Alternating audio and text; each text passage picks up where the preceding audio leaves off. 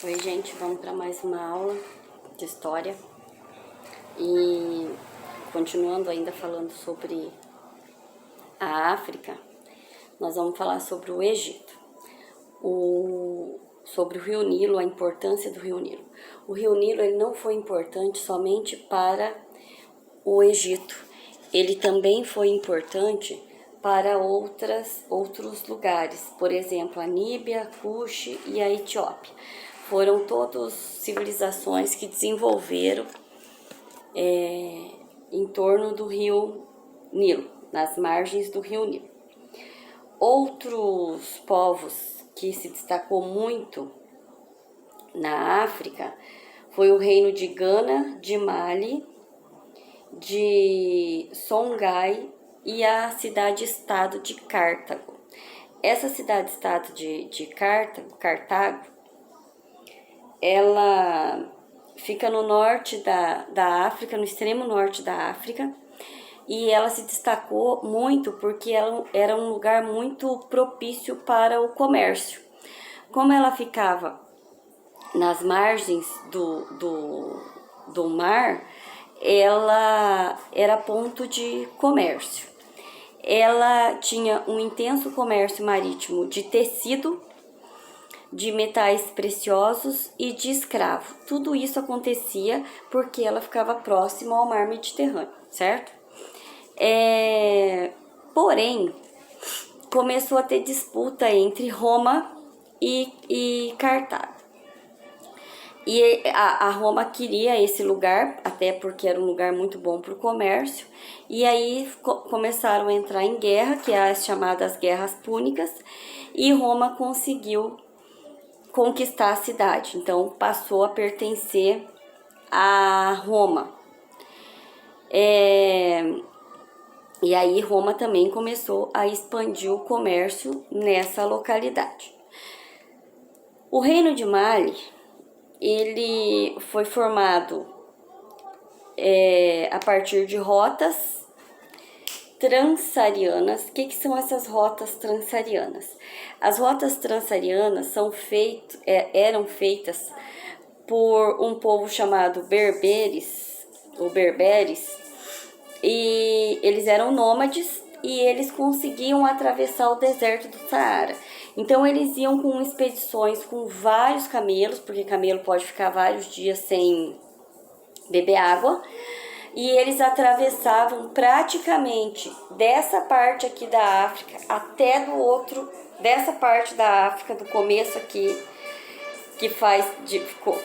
que é banhada pelo Oceano Atlântico, e até do outro lado. Dava mais ou menos quase 2.000 quilômetros eles faziam nos camelos. Eram vários camelos. E eles levavam desse lado aqui para esse lado, eles levavam sal, tecido, ouro e escravo. Então eram vários meses praticamente de viagem, e eles conheciam muito bem o deserto. Então mesmo que tivesse uma tempestade, que tudo, eles não iriam se perder. E esse comércio ele foi muito importante para o desenvolvimento de algumas cidades na África. O reino de Gana, ele surgiu aproximadamente 300 anos, surgiu aproximadamente durante os anos de 300, né? Ano 300. E ele teve o seu apogeu, o seu auge, assim, quando ficou bem forte, nos anos 900. E aí depois ele entrou em declínio por causa das disputas com os berberes e os muçulmanos, por causa de Marrocos, porque eles queriam a cidade de Marrocos. E aí começou todo o problema e Gana não conseguiu resistir a essas invasões, a essas guerras, e acabou. No lugar de Gana surgiu Mali. Mali, ela era 3 vezes maior que Gana. A prática deles maior de economia era a agricultura, e eles plantavam alho, berinjela e inhame e cebola, além de cultivar outros alimentos também. Uma coisa também que era muito forte em Gana era o sal e o ouro, e eles utilizavam isso também para rotas comerciais. E eles recebiam, que vinha para Mali, era tecido, louças e cavalos. Então, assim, eles mandavam produtos, mas eles também recebiam produtos. Esses reinos, eles sofreram influências religiosas, porque os muçulmanos, eles faziam muito comércio com eles, né? E aí muitas pessoas da África se tornaram islâmica por causa desse comércio. Eles foram mudando até de religião.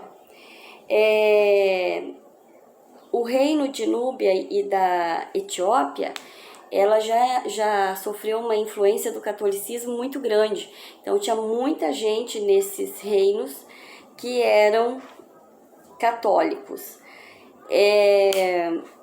Tinha um que eu queria falar para vocês, que agora eu não lembro. A Núbia, por exemplo, enquanto outros países que eu falei para vocês, a população era branca, assim, pele mais escura, mas não era negro. A Núbia foi um dos povos da região do Sudão que formou a civilização negra da África. E aí, a partir dessas influências religiosas, quando o negro chegou no Brasil, porque vieram milhares, a partir do século XVI, milhares de negros para o Brasil, e não só para o Brasil, como em outros países também, chegando aqui, os portugueses, eles não aceitavam a religião, a cultura negra, e eles tinham que se adequar à religião e à cultura dos portugueses, e nem dos índios, tá? Então, os portugueses não aceitavam nem dos negros e nem dos índios. Todos eles tinham que virar católico. E aí, houve o sincretismo religioso, que eu tinha pedido até para vocês fazerem a pesquisa.